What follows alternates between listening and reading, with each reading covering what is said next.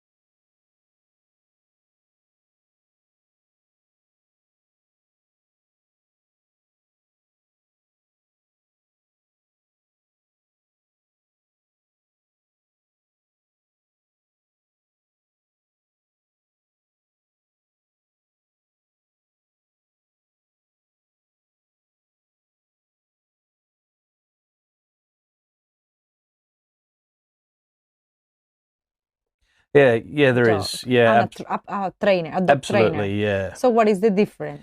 So a dog trainer will teach your dog to sit and lay down and come and do all those sort of things. A dog behavior consultant is the person that you call when you have problem behaviors with your dog. Oh, okay, so that's two different aspects. They are, yeah. So in this case, you only offer behavioral support. Mostly, yeah. Okay, so what are the things that people look for when they call you? Like, what are the frequent problems that they have? Yeah, so most of my work is with aggressive or reactive dogs, and then there's managing trauma, anxiety, fear responses, all the way down to your very basic stuff like house training, jumping up. So really, it's the whole myriad. But most of my work is with those reactive dogs. So it's a little bit of training around that as well. Yeah, there is. Yeah, there's training is always part of the solution, but it's not the answer to the problem. If it was, I'd be out of a job. So what sort of suggestions you give to someone who has an aggressive dog? What are the things that if you come to them, obviously you are training them, but what are the advice that you give to those people? Aggressive dog or a reactive dog? Both. Can you explain both? Yeah, sure. That Yeah, would be because great. there's a big difference, right? Okay. The reactive dog responds badly to stimulus in the environment, but isn't necessarily aggressive, so doesn't necessarily want to go and fight the other dog. But the aggressive dog is a dog that, given the opportunity, it will bite a person or another dog. That's the basic difference in those two definitions. They're very common phrases in the industry, but not often very well understood. So what are the sort of suggestions that you give to the person? Like, how they should behave, or what are the things that they should do to handle those situations with those animals? Mm-hmm. So we go through a very long process of finding out what's been happening for the dog and for the owner, and we work out the ABCs of the behaviour, which is the antecedent, which is what happens immediately before the behaviour, the behaviour itself, which is aggression or reactivity, and then the consequences, which is what's happening immediately after that. And in most cases, it's something in that consequence that's reinforcing the behaviour. So we try to work all of that out and get to an underlying cause, which in most cases is fear or anxiety, and then we get to work on working out those problems. So you have those like solutions that you offer, but you also work with the owner, the pet owner, to obviously give the pet owner some task to do, right? Oh, it's very much, yeah. Most of the work is done by the owner. It has to be like that, because it's one of the reasons that board and train, where you send your dog off to be trained, doesn't normally work for that type of behaviour, because when they come back into the environment of your home, they very quickly go back to the behaviour the way it was. So I've been watching like programs about this type of dogs that are reacting when they are walking with the pet, with their owners. And in regards to the adoption side, so what are the things that you do in terms of adopting? Like people just go and so I heard that sometimes people go and drop the animals when they don't want them anymore. That is a case? That sometimes will happen. So that's when people will surrender an animal because they can't care for it any longer. And there might be a lot of reasons for that. They might have gone into residential care, for example, or they might be moving interstate and unable to take their animal with them. A lot of times people have struggled to get rental accommodation that allows pets. So we're very glad that the Residential Tenancies Act has been amended to try to make it easier for people with pets to get accommodation, because they were being discriminated against by some landlords. We hope that that's going to change that situation. You know, they might also just be struggling to afford to care for the animal, or they might be physically unwell and not able to care for it. So all sorts of reasons. There's never any stigma attached for us for people surrendering an animal, because they're trying to do the right thing by that animal. But we are limited with the number of animals that we can take in that are surrendered, because with the inspectorate and the rescue team, they're bringing in a lot of animals, and we have to prioritise the care of those animals. So we don't always have the capacity to accept a surrendered animal. It's not always easy for us to. And we also have contracts with some councils where we provide the rehoming care and rehoming service for the stray dogs and cats in their areas. So we have to prioritise our resources in terms of both the accommodation space and the personnel to provide the care for those animals, and then if we can, we'll take in surrendered animals. But I would add though, if it's an emergency situation, of course, we will do our utmost to try to take that animal in, or find an alternate rescue organisation that can help us.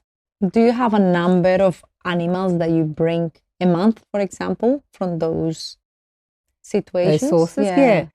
At any one time, well, at the moment at our animal care centre, we've got about 240 animals, but in care in total across the state, we've got about 580. So we're fluctuating between about 580 to 650 animals at the moment in care across the entire state.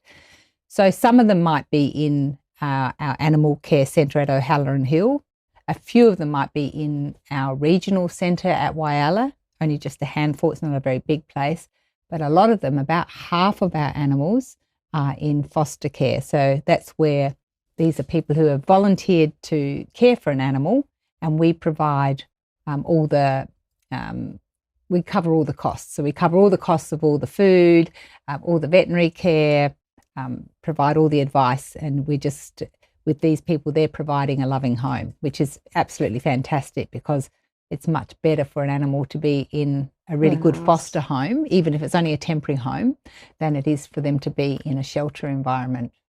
So what are the requirements that you ask to someone who wants to foster a dog or a cat? Is there any particular things that you are looking for from a person or a house? Yeah. So it really does depend on what they're looking to foster, what kind of animal. So if it's a dog, then they would need to have a well-fenced yard. Okay. If it's a big dog who's known to be a bit of a jumper, a bit of an escape artist, then those fences might need to be quite high. They need to have time, really. I suppose this is where people need to sort of think of their own lifestyles and think, well, do I have the time to invest in this dog? Because there's no point if they're going to take a dog that is needing a bit of one-on-one attention. Maybe the dog is recovering from surgery, or maybe the dog is recovering from a situation of neglect, and it's needing that kind of investment of time to recover trust. So you need to be able to have that time to spend with the dog, invest in maybe some force-free training, which is the kind of training that we recommend, where you reward the good behaviour and you ignore the bad behaviour. That's, putting it very simply, that's the kind of training that we support. If it's a cat, an ability to contain the cat so that it doesn't go wandering around the neighbourhood. And this can be a bit tricky for people, but a lot of people have come up with really terrific ideas where they've got a cat door and it leads to an enclosed outdoor space, so the cat's getting outdoors a bit. Or maybe you've got a nice sunroom, as long as the cat's able to get enough space to play and to get a bit of sun. And we do support trying to contain your cat to your property, particularly at night, because that's when they're most at risk if they're wandering around at night. Another question that we got is that how we stop our animals to vomit inside the cars when you are in a road Travel or when you are sickness? on a trip. Yeah. Travel sickness.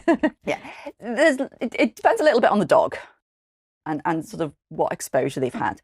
The things to remember is you want to try and get them used to the car when they're young, when they're the puppies, or even cats. You can do it with cats. I once had a cat that he loved travelling in the car, and he would come places And with stay me. in the car? Yeah, and stay in the car. He just didn't care. Him and the dog would curl up together in the back seat of the car, and they were happy as Larry and didn't mind. But he was used to it. And that's the thing. It's first of all, it's getting them used to it. So as puppies, getting them used to travelling in the car. But you've got to do it slowly as well. So short little distances. Don't go for an 8-hour drive.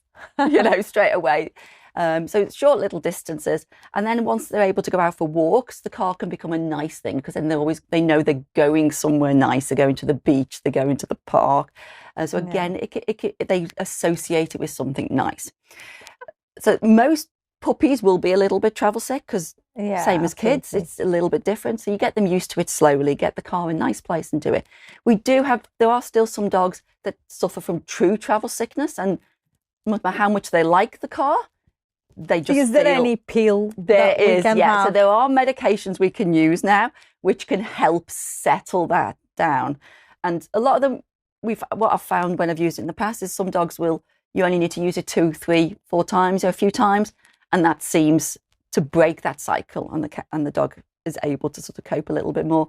Some dogs just never get over it. The tablets help, but they have to use it every time. Yeah. But at least there are things that we can use. But the majority, it's just getting them used to it, getting them used to that motion, and getting them slowly, small little journeys, and building up their tolerance to it.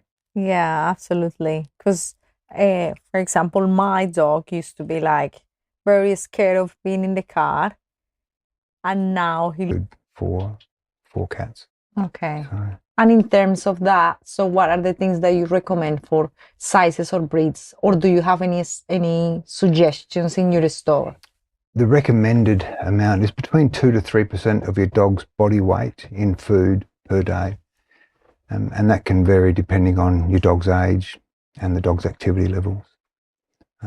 So Audrey, she's 50 kilos and Yeah. she gets a kilo a day. So 500 grams in the morning and 500 grams at night.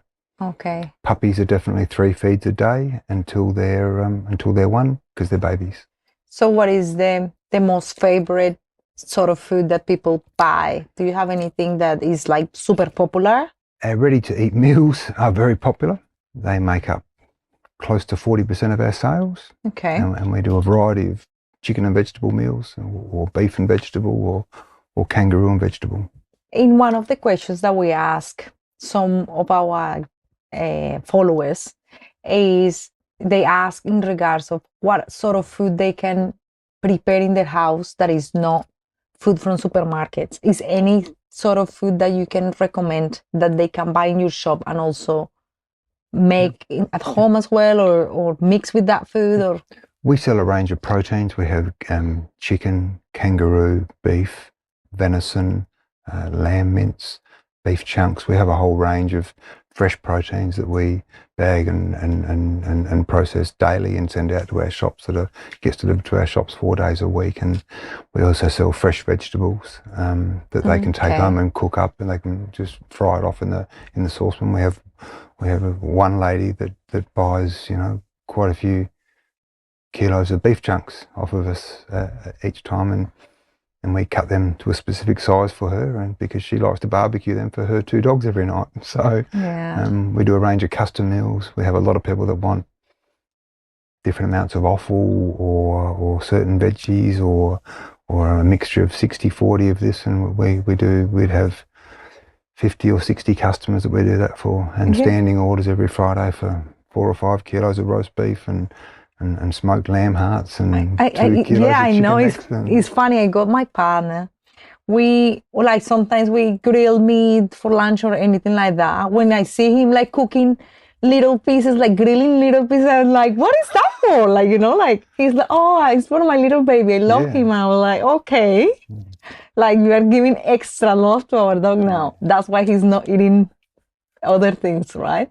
But yeah, we started when I finished uni. It was about 12 years ago, almost 13 years. And I got a job as a puppy education supervisor. So what is your degree, sorry? My degree is animal science. Okay. So it's a Bachelor of Science with animal science. Yeah. So I had a talk at uni about guide dogs, and I just thought it was like the best possible job. So I actually volunteered and got my Labrador, the one that just recently passed away. I raised him it used to be called the Royal Society for the Blind. We've rebranded and we're now called See Differently. And I had him, and then a job came up and I took the opportunity and learned about puppies and breeding and all of the young dog stuff. Yeah. And then I was lucky to train and become a cadet guide dog instructor. It's about a 3-year training course to do it. So you learn how to train the dogs, but also how to train people with vision loss, which is actually a really complex thing to do. And you've got to learn a lot of around that. And I've been working as a guide dog mobility instructor. That's the title of the job, which is training the dogs to guide and then training the actual handler how to use the guide dog as a mobility aid. So that's a whole training course for them as well. And I've been doing that for the last 8 years. And I'm also the lead of the guide dog department. So I manage a little bit of the day-to-day, how we train dogs and all that sort of stuff at the moment. So that's been the last couple of years as well. That's amazing. Yeah. So what are sort of the things that you teach to dogs? Yes. For them to be able to, be with someone that is blind or have a disability. Thank you so much for tuning into this episode of the Pawsome Companion. If you have any further questions for our experts, feel free to leave them in the show notes or reach out to me directly. And if you are a pet expert who would love to contribute to this podcast, we will be thrilled to hear from you. Don't forget to follow us, and if you enjoyed today's episode, we will really appreciate a 5-star review. Thanks again, and we will see you at the next episode.